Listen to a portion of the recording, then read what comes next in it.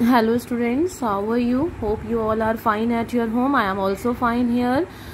Okay तो बिल्कुल भी अपने आप को डिमोटिवेट नहीं करना है, घर में रहना है, पेरेंट्स के साथ रहना है और ज़रा सा भी लॉकडाउन की वजह से या बाहर ना निकलने की वजह से या क्लासरूम में अपने फ्रेंड्स से ना मिलने की वजह से बिल्कुल भी अपने आप को डिमोटिवेट नहीं करना है, क्योंकि अब आप क्लास 11th में हो and you are in a new class, in a new session and जल्दी हम सब लोग क्लासरूम प्रोग्राम में मिलेंगे, है ना। तो अभी हम जो है केवल ऑनलाइन क्लासेस के थ्रू ही पढ़ रहे हैं और आप भी पढ़ो और अच्छी वीडियोस देखो, मोटिवेशनल वीडियोस देखो, पेरेंट्स से बात करो, ठीक है। अकेले मत रहो और अपने आप को स्टे ट्यून्ड रखो, अपने आप को मोटिवेटेड रखो, है ना।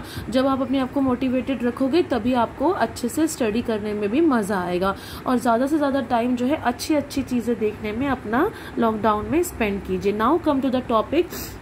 आज हमारा लेक्चर 4 स्टार्ट है। लेक्चर 1, लेक्चर 2, लेक्चर 3 में हमने डिस्कस किया था द लिविंग वर्ड, जो कि हमारा एनसीईआरटी का चैप्टर नंबर 1 था और उसमें हमने देखा था कि हमने पढ़ा था कि लाइफ क्या होती है और हमने उसके 4 जो हमारे करेक्टरिस्टिक्स होते हैं उनको हमने डिस्कस किया था, जिसमें से हमने ये देखा था कि जो मेटाबॉलिज्म है और कॉन्शियसनेस है, these are the defining feature of the living organism and growth and reproduction is the not defining feature of the living organism. और क्यों डिफाइनिंग फीचर नहीं है, आई थिंक सो कि आपको वो क्लियर हो गया होगा, है ना।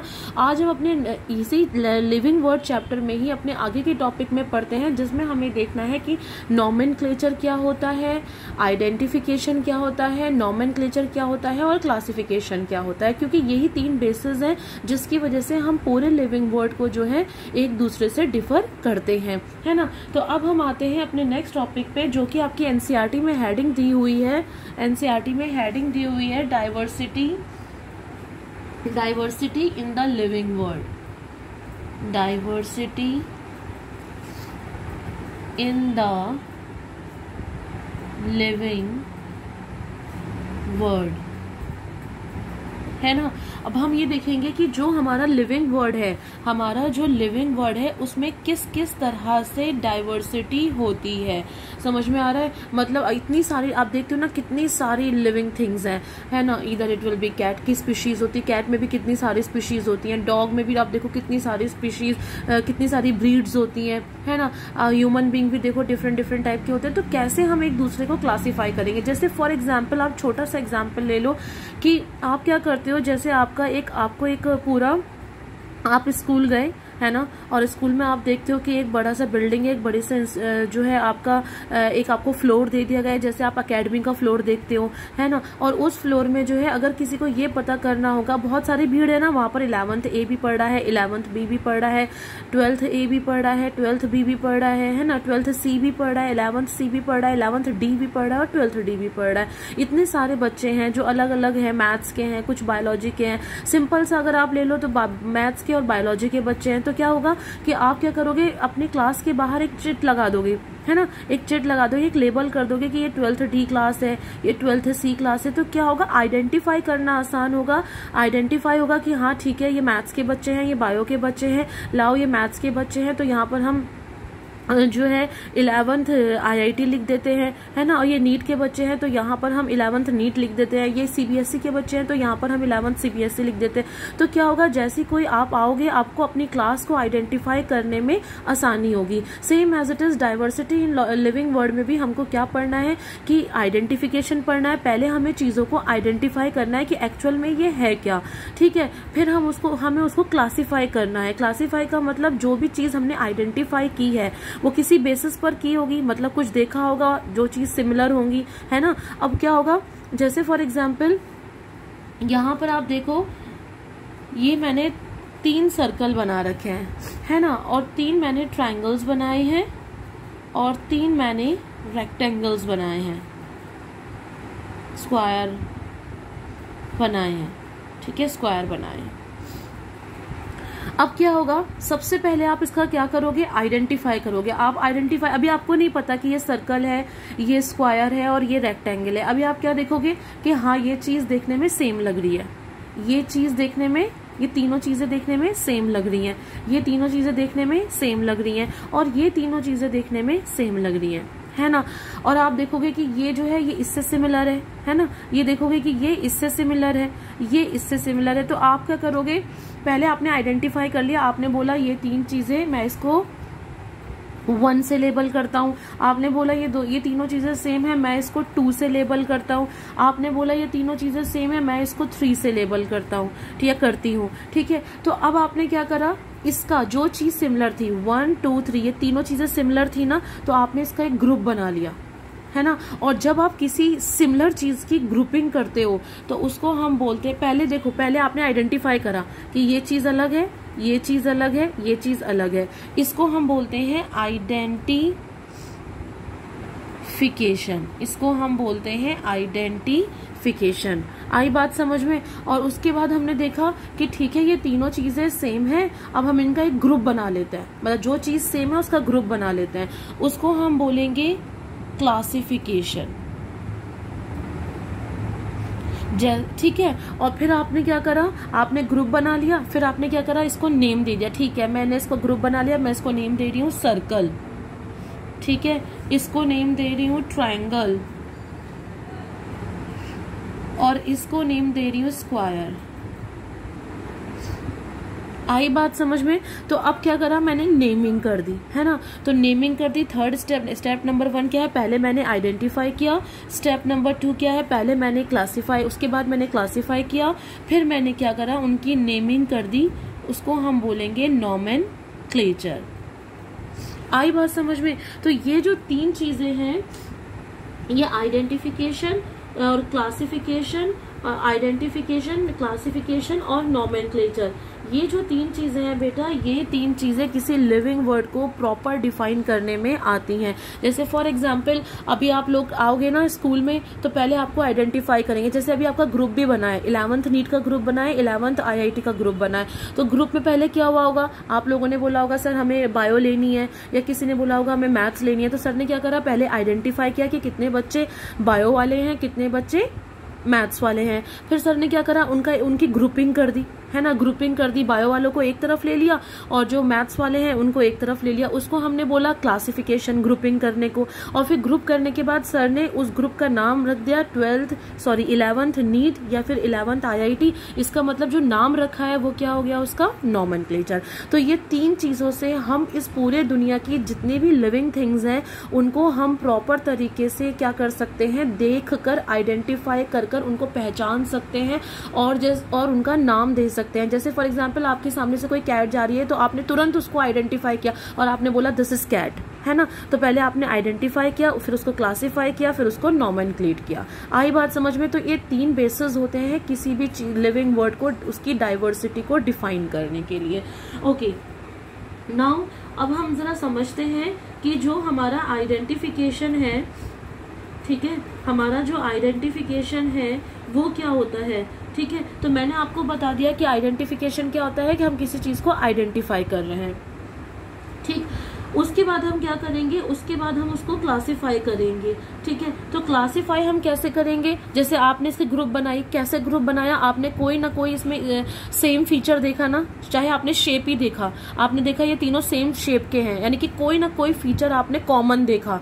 तो जब आप कोई ना कोई फीचर कॉमन देखोगे तो उसको उठा के ग्रुप में डाल दोगे और उसको बोलोगे क्लासिफिकेशन। तो जो हम क्लासिफिकेशन करते हैं उसमें हम क्या करते हैं, कैरेक्टर के बेस पर क्या कोई स्पेशलिटी है, क्या कोई ऐसी चीज है जो सब में सेम मैच कर रही है, अगर सेम मैच कर रही है तो हम उसको एक ग्रुप में डाल देते हैं। जैसे आप सारी रेड गोट्स को एक, जैसे आपके पास बहुत सारे कलर्स हैं, रेड है, व्हाइट है, ब्लैक है, तो आप सारे रेड को एक तरफ कर दोगे, व्हाइट को एक तरफ कर दोगे और ब्लैक को एक तरफ करोगे, तो आप बोलोगे मैंने क्लासिफाई कर दिया, मतलब ग्रुप बना दिया, है ना। उसके बाद आता है हमारा नॉमेनक्लेचर। नॉमेनक्लेचर, इसको थोड़ा हमें डिटेल में पढ़ना है बेटा कि नॉमेनक्लेचर हम कैसे करेंगे, है ना। तो नॉमेनक्लेचर का मतलब मैं आपको बता चुकी हूँ कि नॉमेनक्लेचर जो है उसका मतलब होता है नेमिंग करना, और ये सबसे लास्ट में आता है, थर्ड स्टेप आता है। पहला आइडेंटिफिकेशन आता है, फिर क्लासिफिकेशन आता है और फिर नॉमेनक्लेचर आता है। तो जो नॉमेनक्लेचर है, ठीक है, तो जो बेटा हमारा नॉमेनक्लेचर है उसमें हम क्या करेंगे कि उसमें हम उसको नॉमेनक्लेट करेंगे, मतलब नाम देंगे, करेक्ट नाम देंगे। अगर देखो अब हमारे पास दो पार्ट्स हैं नॉमेनक्लेट करने के लिए। लिविंग वर्ड में हमें दो चीजें मिलेंगी, या तो हमें प्लांट्स मिलेंगे, ठीक है, या फिर हमें एनिमल्स मिलेंगे, ठीक है। प्लांट्स की स्टडी करने को हम क्या बोलते हैं, बॉटनी। एनिमल्स की स्टडी करने को हम क्या बोलते हैं, जूलॉजी, है ना। तो अगर हमें बॉटनी में नेमिंग करनी, यानी कि अगर हमें प्लांट की नेमिंग करनी होगी, तो प्लांट की नेमिंग के लिए हम ICBN को फॉलो करेंगे। इसकी फुल फॉर्म बहुत पूछ जाती है। इसकी फुल फॉर्म है international code for botanical nomenclature, international code for botanical nomenclature, ठीक है। और अगर हमें एनिमल की करनी है तो एनिमल की हम करते हैं एनिमल्स की हम करते हैं ICZN से, यानी कि international code for zoological nomenclature. आई बात समझ में? तो अंडरस्टूड, ठीक है। तो ICBN मतलब ये कुछ कोड्स बना दिए हैं, कुछ नाम बना दिए हैं। जैसे ह्यूमन बीइंग का नाम क्या बना दिया, होमोसेपियन। तो होमोसेपियन आप कहीं पर भी जाओगे, आप अमेरिका जाओगे, ठीक है, या फिर आप लंदन जाओगे, या फिर आप अपने इंडिया में आओगे, कहीं पे भी जाओगे, किसी भी कंट्री में जाओगे, तो वहां पर जैसे आप होमोसेपियंस बोलोगे तो वो एक इंटरनेशनल कोड है कि हाँ, वहां के लोग भी आइडेंटिफाई कर लेंगे कि हाँ, you are the human being, okay. इसी तरीके से जूलॉजी में, अगर बॉटनी में अगर आपको कोई नेम देना है तो आप एक प्रॉपर एक बोटैनिकल नेम दोगे, और वो प्रॉपर बोटैनिकल नेम जो है वो पूरे ऑल ओवर इंटरनेशनल लेवल पर फॉलो होगा, all over the world follow होगा। कहीं पर भी आप उस नाम को लेंगे तो वहां के साइंटिस्ट उसको पहचान जाएंगे, या फिर वहां पर जो भी साइंस से रिलेटेड स्टूडेंट है या टीचर है वो उसको पहचान जाएगा, ठीक है। आई बात समझ में? अब हम बात करते हैं कि नॉमेनक्लेचर में करते क्या है। देखो दो तरह हम नॉमेनक्लेचर में, एक हमको पढ़ना है जो हमें बहुत डिटेल में पढ़ना है, दैट इज बाइनोमियल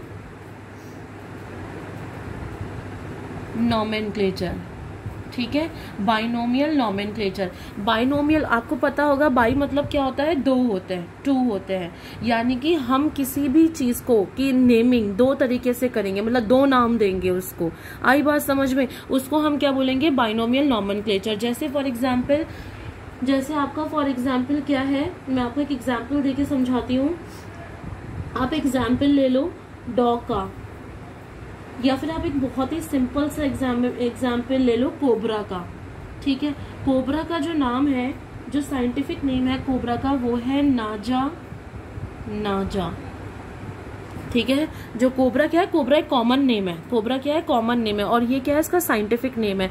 तो आप देखो साइंटिफिक नेम है, ठीक। तो ये जो साइंटिफिक नेम है, इसको मैंने दो नामों से लिखा है ना, एक बार ये लिखा 1 और 2, तो इसको हम बोलते हैं बाइनोमियल नॉमेनक्लेचर। और इसमें जो पहला होता है, जो फर्स्ट पूरा वर्ड होता है, दैट इज जीनस नेम, ठीक है। मैं आपको दूसरे पेज पर बनाकर दिखाती हूँ। देखो जैसे ये हमारा क्या है, कोबरा जो है वो कॉमन नेम है, ये हमारा आ जाएगा नाजा, ये हमारा साइंटिफिक नेम आ जाएगा। तो अब क्या होता है नॉमेनक्लेचर में, हम क्या करते हैं, सबसे पहले जब भी हम नॉमेनक्लेट करेंगे तो हम एक हायरार्की बनाते हैं। कैसे हायरार्की बनती है, सबसे पहले आता है किंगडम, ठीक है, उसके बाद आता है फाइलम, उसके बाद आता है ऑर्डर, उसके बाद आती है फैमिली, उसके बाद आता है जीनस, उसके बाद आती है स्पीशीज, ठीक है। मतलब क्या हुआ, आप ध्यान से मेरी बात सुनना। हुआ क्या, पहले क्या हुआ, हमारे पास दो ही किंगडम है, एक किंगडम हमारे पास प्लांट किंगडम है और एक किंगडम हमारे पास एनिमल किंगडम है। हमारे पास दो ही किंगडम है, ठीक है। अब ये जो हमारे किंगडम है, फॉर एग्जाम्पल हमने कोई किंगडम ले लिया, तो पहले हमने क्या देखा, हाँ ये प्लांट है, ये एनिमल है, तो हमने उसका किंगडम बना लिया कि ये एनिमल किंगडम हो गया। अब एनिमल किंगडम, फॉर एग्जाम्पल हमने एनिमल किंगडम ले लिया, ठीक है, हमने प्लांट किंगडम और एनिमल किंगडम को छाट लिया और हमने उसमें से क्या ले लिया, एनिमल किंगडम ले लिया। अब एनिमल किंगडम में भी आप क्या कहोगे, अरे एनिमल्स में तो बहुत सारे एनिमल्स हैं, मुझे इसको फिर से और क्लासीफाई करना है, उनके फीचर्स देखकर उनको एक ग्रुप में डालना है। तो आप क्या करोगे, छाटना शुरू कर दोगे, एनिमल किंगडम्स में और छाटोगे, ठीक है, और छाट के आप क्या करोगे, फाइलम में डाल दोगे उसे, है ना। आपने क्लास 9th में पढ़े भी होंगे फाइलम, जैसे आपने कौन कौन से फाइलम पढ़े होंगे, आपने पढ़ा होगा पोरीफेरा, है ना, आपने पढ़ा होगा सीलंट्रेटा,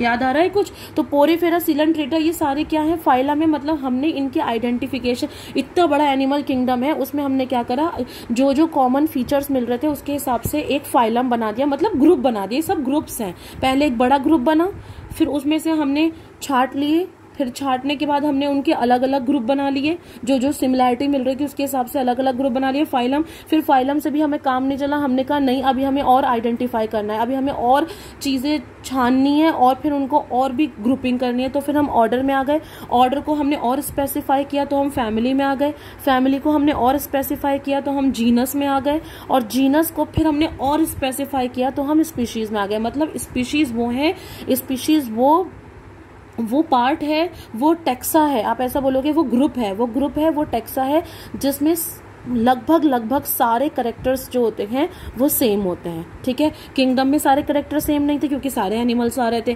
फाइलम में भी सारे कैरेक्टर सेम नहीं थे क्योंकि मेजर ग्रुप था, फिर ऑर्डर में नहीं था, फिर ऑर्डर को और स्पेसिफाई किया। तो हम तब तक स्पेसिफाई करते जा रहे हैं, तब तक छाटते जा रहे हैं, आप ऐसा बोलो कि तब तक हम छाटते जाते हैं ताकि जब तक हमारा एक ऐसा ग्रुप ना बन जाए जिसमें most of the character 99.9% character जो है वो सेम ना हो, तब तक हम इसको छाटते जाएंगे, ठीक है। और लास्ट में स्पीशीज में आके हम रुक जाएंगे क्योंकि यहाँ पर मोस्ट ऑफ द कैरेक्टर्स क्या रहते हैं, सेम रहते हैं। आई बात समझ में।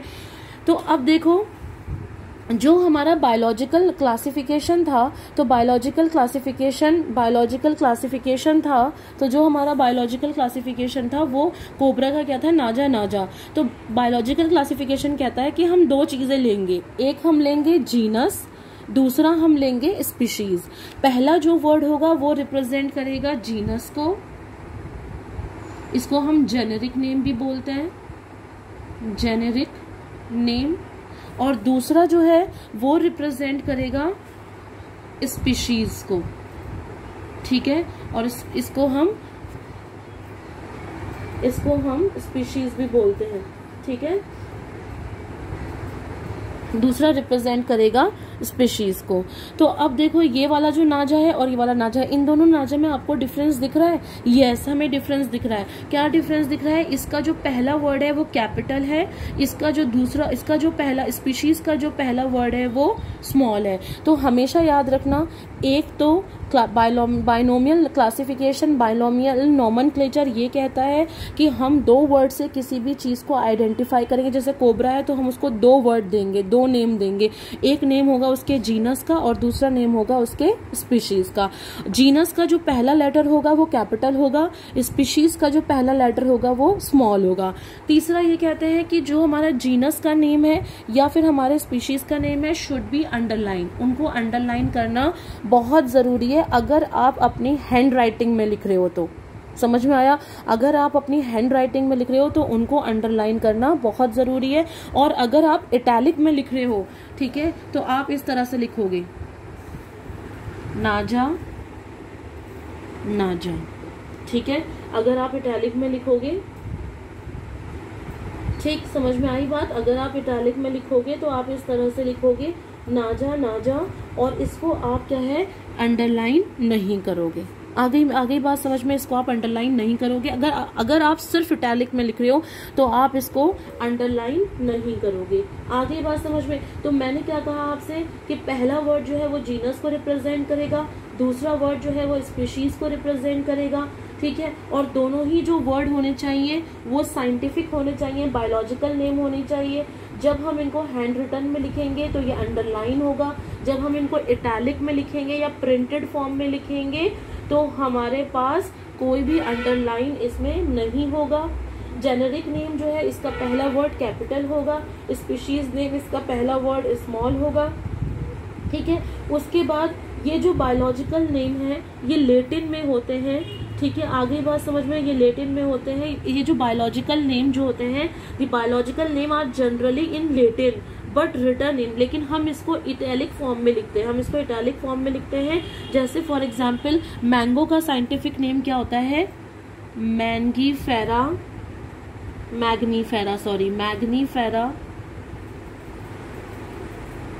इंडिका, ये हमारे मैंगो का साइंटिफिक नेम है।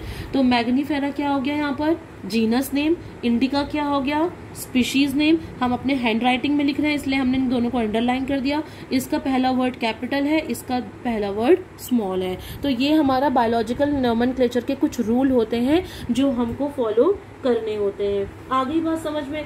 उसके बाद एक बात और है, क्या है उसके बाद कि अगर हम, हाँ आपको बेटा क्या करना है कि कुछ कॉमन नेम और उनके साइंटिफिक नेम आपको लर्न करने हैं। ये आपके नीट एग्जाम में पूछे जाएंगे। जैसे फॉर एग्जांपल कोबरा का तो मैंने आपको बता दिया। ऐसी कॉकरोच का क्या है? पेरीप्लेनेटा अमेरिकाना, ये इसका साइंटिफिक नेम है। देखो मेरे लिखने का तरीका देखो, इसका वर्ड पहला कैपिटल है, इसका फर्स्ट वर्ड स्मॉल है और दोनों अंडरलाइन है। ठीक है, उसके बाद डॉग का देखते हैं। डॉग का क्या है? ठीक है, डॉग का है कैनिस फैमिलियरिस। ठीक है, ये इसका जीनस नेम है, ये इसका स्पीशीज नेम है। उसके बाद आ जाएगा डोमेस्टिक कैट। ये जितने भी मैं लिख रही हूँ प्लीज आप इनको अच्छे से मगअप कर लेना। डोमेस्टिक कैट, इसका आ जाएगा फेलिस डोमेस्टिका।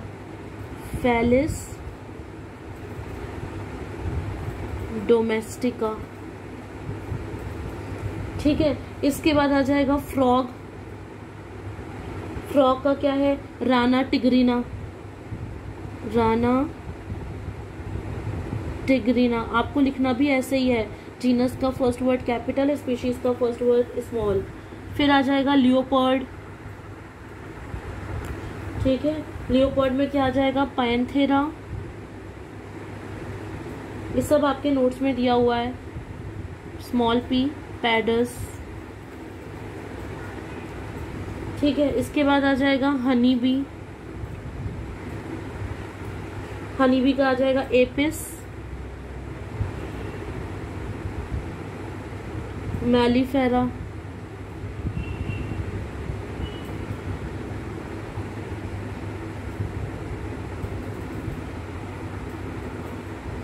ठीक है, तो ये कुछ नेमिंग है। वैसे तो बहुत सारे नेमिंग होते हैं लेकिन ये कुछ जनरल नेमिंग है जो क्या बोलते हैं आप अच्छे से, कुछ जनरल नेमिंग है जो आप अच्छे से इसको देख लेना है ना। तो ये cockroach Periplaneta americana, dog Canis familiaris, domestic cat Felis domestica, frog Rana tigrina, leopard Panthera pardus, honeybee Apis mellifera और मैंगो मैग्नीफेरा इंडिका और कोबरा नाजा। ठीक है, आगे बात समझ में। तो ये कुछ हमारे वर्ड्स हैं जिनके आपको कॉमन नेम, साइंटिफिक नेम बहुत अच्छे से लर्न करने हैं। अच्छा, इसके बाद हम बात करते हैं कि ये जो हम अभी पढ़ रहे थे, आइडेंटिफिकेशन, क्लासिफिकेशन, नोमेनक्लेचर, ये तीनों चीजें पढ़, these are the basis of taxonomy. Identification, पहले हमने आइडेंटिफाई किया, फिर हमने उनको ग्रुप में डाला, ग्रुप को क्या बोलेंगे? क्लासिफिकेशन। फिर हमने उनकी ग्रुपिंग करने के बाद उनकी नेमिंग कर दी, नोमेनक्लेचर कर दिया। ये तीन चीजें टेक्सोनॉमी में आएगा। टेक्सोनॉमी का मतलब क्या होता है? टेक्सोनॉमी का मतलब होता है अरेंजमेंट करना। आ रही है आपको बात समझ में? टेक्सोनॉमी का मतलब होता है अरेंजमेंट करना ग्रुप्स के अकॉर्डिंग, यानी कि उनके जो ग्रुप्स बने हुए हैं, जैसे ये क्या है? Kingdom, phylum, order, family, genus, species, ये सब क्या है? ग्रुप है। ये एक ग्रुप है, फिर उसमें से आपने छाटा, फिर ग्रुप बनाया, फिर छाटा, फिर ऑर्डर बनाया, फिर छाटा, फिर फैमिली बनाई, फिर आपने छाटा जीनस बनाया, फिर आपने छाटा स्पीशीज बनाई। तो ये सब क्या है? ये भी क्या है? एक स्टेयर है ना। फिर ये एक स्टेयर है, फिर ये एक स्टेयर है, फिर ये एक स्टेयर है, फिर ये एक स्टेयर है, फिर ये एक स्टेयर है। तो हर एक लेवल को हम क्या बोलते हैं? टेक्सा बोलते हैं या टेक्सॉन बोलते हैं। ठीक है, हर एक लेवल को हम क्या बोलते हैं? टेक्सा या टेक्सॉन बोलते हैं। और इसी के अरेंजमेंट को हम क्या बोलते हैं? टेक्सोनॉमी बोलते हैं। टेक्सोनॉमी में हम क्या कर रहे हैं? अरेंजमेंट कर रहे हैं डिफरेंट टेक्सा का। तो हमने ये टेक्सा बनाया कैसे, ये टेक्सा हमने बनाया आइडेंटिफिकेशन से, क्लासिफिकेशन से और नॉमेनक्लेचर से। इसीलिए हम बोल रहे हैं कि these 3 are the basis of taxonomy.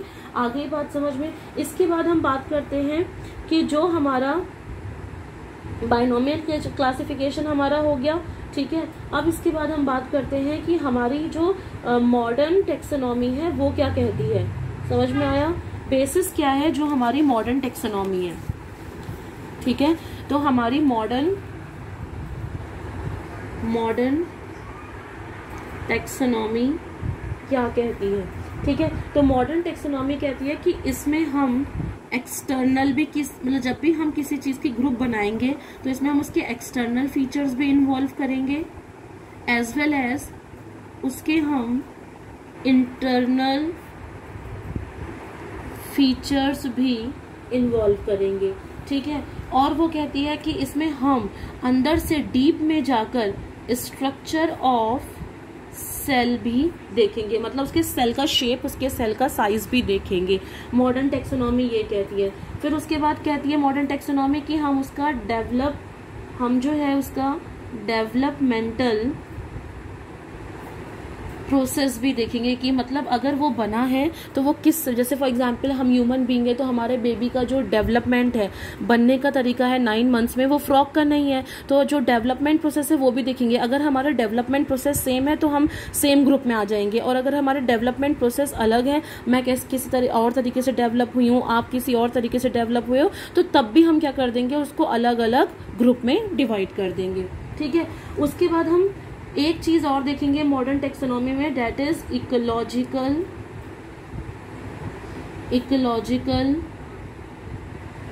Information of organism. हम ये भी देखेंगे कि उसकी जो वो जिस ऑर्गेनिज्म को हम आइडेंटिफाई कर रहे हैं, जिस ऑर्गेनिज्म को हम टेक्सोनॉमिकली जो है हम जिस ऑर्गेनिज्म को आइडेंटिफाई कर रहे हैं, क्या उसकी इकोलॉजिकल, उसकी इन्वायरमेंट से क्या रिलेशन है, उसका हमारे पूरे इन्वायरमेंट से क्या रिलेशन है, उसका आपस में एक दूसरे से क्या रिलेशन है। तो जो मॉडर्न टेक्सोनॉमी आई है उसने कहा है कि हम केवल बाहर से देखकर चीज़ों को ग्रुप नहीं बनाएंगे, हम पहले उसको बाहर से भी देखेंगे, अंदर से भी देखेंगे, उसका स्ट्रक्चर भी देखेंगे सेल का, उसका डेवलपमेंटल प्रोसेस भी देखेंगे, उसकी इकोलॉजिकल इंफॉर्मेशन भी देखेंगे, तब जाकर हम उसका एक प्रॉपर सेम ग्रुप में उसको इंक्लूड करेंगे, और फिर हम उसको आइडेंटिफाई करेंगे, क्लासीफाई करेंगे और उसकी नेमिंग करेंगे। आ गई बात समझ में?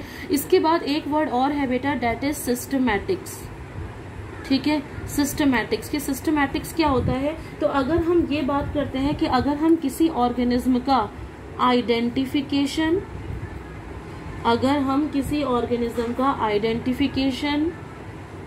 नॉमेनक्लेचर या फिर क्लासिफिकेशन, ठीक है, करते हैं, और उसमें हम इंक्लूड करते हैं किसको, इवोल्यूशनरी रिलेशनशिप को, उसमें हम इंक्लूड करते हैं इवोल्यूशनरी रिलेशनशिप बिटवीन द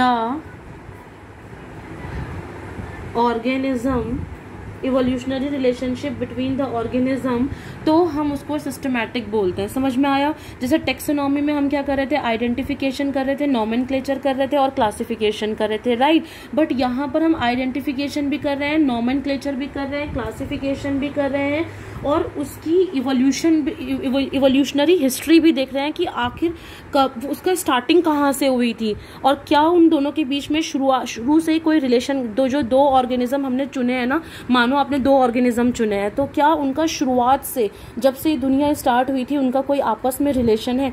अगर हम इसमें इवोल्यूशनरी रिलेशनशिप को इंक्लूड कर देते हैं तो हम बोलेंगे दिस इज अ सिस्टमैटिक। जैसे सिस्टमैटिक होता है ना, आप कोई भी काम करते हो सिस्टमैटिक करते हो, ठीक है, सिस्टमैटिक करते हो कि पहले ये करेंगे, पहले ये करेंगे, उसके बाद हमारा सेकंड स्टेप ये होगा, थर्ड स्टेप ये होगा, फोर्थ स्टेप ये होगा।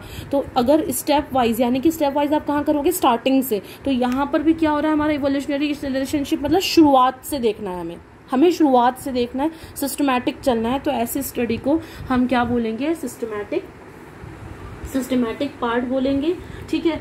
तो this is all about your what is taxonomy, ठीक है। टेक्सोनॉमी में 3 की फीचर्स होते हैं, टेक्सोनॉमी के 3 की फीचर्स होते हैं, और वो मैं आपको टेक्सोनॉमी के 3 की फीचर्स मैं आपको बता चुकी हूँ। आइडेंटिफिकेशन करना, क्लासिफिकेशन करना, नॉमेनक्लेचर करना। मैं बता चुकी हूँ आइडेंटिफिकेशन भी क्या होता है, क्लासिफिकेशन मतलब क्या होता है, नॉमेनक्लेचर भी बता चुकी हूँ। नॉमेनक्लेचर में बाइनोमियल नॉमेनक्लेचर आपको बता चुकी हूँ, ठीक है। और मॉडर्न टेक्सोनॉमी में हम क्या क्या चीजें इंक्लूड करेंगे, कैसे नेमिंग करेंगे उसकी, वो भी मैं आपको बता चुकी हूँ। सिस्टमैटिक क्या होता है वो भी मैं आपको बता चुकी हूँ। नेक्स्ट वीडियो में हम पढ़ेंगे डिफरेंट टेक्सा कि क्या हमारा जो हमने अभी टेक्सा बनाए थे ना, कि हमारा किंगडम क्या होता है, फिर फाइलम क्या होता है, फिर ऑर्डर क्या होता है, फैमिली क्या होती है, जीनस क्या होती है, स्पीशीज क्या होती है, और फिर उसके बाद हमारे पास कुछ टर्म्स हैं वो हम पढ़ के इस चैप्टर को क्लोज करेंगे। तो this is all about today's topic, this is all about your lecture number 4। Thank you so much,